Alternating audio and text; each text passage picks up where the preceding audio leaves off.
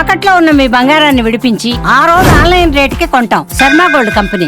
జనవరి నెల ముగుస్తోంది, ఫిబ్రవరి క్యాలెండర్ రాని వస్తుంది. అయితే ఈ కొత్త నెల కేవలం తేదీలు మాత్రమే కాదు, మన జీవితంలో కీలక మార్పులను కూడా తీసుకొస్తుంది. బడ్జెట్ హడావిడి ఒకవైపు, నిత్యావసర ధరల సెగ మరోవైపు. గ్యాస్ సిలిండర్ నుంచి మీ కార్ ఫాస్టాగ్ వరకు, మీరు వాడే క్రెడిట్ కార్డు నుంచి విమాన ప్రయాణాల వరకు అన్నింటిపై ఫిబ్రవరి 1 ప్రభావం చూపనుందని కూడా మనం ఇక్కడ చెప్పుకోవచ్చు.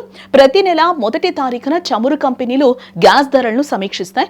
ఈసారి కూడా ఫిబ్రవరి 1న కొత్త ధరలు విడుదల కానున్నాయి. గత కొన్ని నెలలుగా మనం చూస్తే వాణిజ్య సిలిండర్ల ధరలు తగ్గుతూ వస్తూ ఉన్నాయి.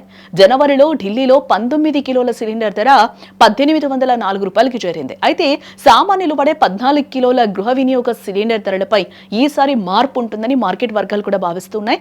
ధరలు తగ్గితే ఊరట, పెరిగితే మాత్రం సామాన్యుడి వంటింట్లో మంట తప్పదని చెప్పుకోవచ్చు. గ్యాస్ ధరలతో పాటు ఎయిర్ టర్బైన్ ఇంధనం ధరలను కూడా కంపెనీలు సవరిస్తాయి.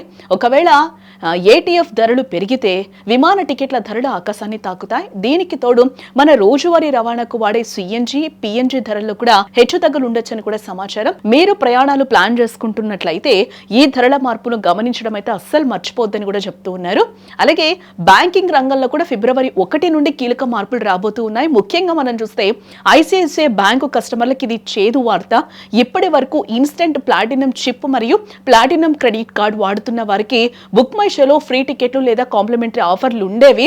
బట్ ఫిబ్రవరి 1 నుండి ఈ 2 కార్డులపై ఆ ఉచిత టికెట్ల సదుపాయాన్ని నిలిపివేస్తున్నట్టు బ్యాంకు కూడా స్పష్టం చేసింది.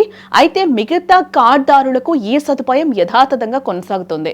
బట్ మీకు పొగాకు లేదా పాన్ మసాలా అలవాటు ఉంటే ఈ వార్త మీకోసమే. ప్రభుత్వం కొత్త ఎక్సైజ్ సుంకం మరియు సెస్ ను నోటిఫై చేసింది. జిఎస్టీ పరిహార సెస్ స్థానంలో ఆరోగ్య జాతీయ భద్రతా సెస్ విధిస్తోంది. దీనివల్ల సిగరెట్స్, పాన్ మసాలా, ఇతర పొగాకు ఉత్పత్తుల ధరలు భారీగా పెరిగే అవకాశం ఉంది. ఇది పరోక్షంగా మీ జేబుపై భారాన్ని పెంచుతుందని కూడా చెప్పుకోవచ్చు. మరోవైపు వాహనదారులకు ఒక మంచి వార్త అని కూడా చెప్పుకోవచ్చు. కార్లు, వ్యాన్లు, జీపులకు సంబంధించిన ఫాస్టాగ్ కేవైసీ ధృవీకరణ ప్రక్రియను ఫిబ్రవరి 1 నుండి సులభతరం చేస్తూ ఎన్హెచ్ఐ కీలక నిర్ణయాన్ని అయితే తీసుకుంది.